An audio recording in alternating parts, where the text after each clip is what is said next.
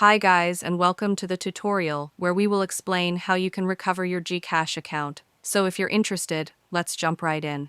Open up your browser and search for GCash Help Center. Click on the first link that appears. This will take you to the official GCash support page where you can get assistance. Once you're on the site, tap the three lines in the top right corner of the screen to open the menu, then select Contact Us.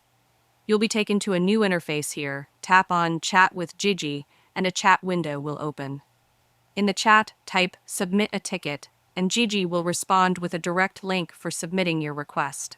Tap that link, and you'll be redirected to a form where you'll need to provide some key details like your email address, full name registered with GCash, your mobile number with the correct country code, and choose the issue you're experiencing, such as not being able to log in.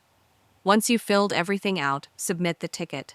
After that, just wait for GCash to get back to you via email. It usually takes a few hours or a couple of days. And that's it. You are done.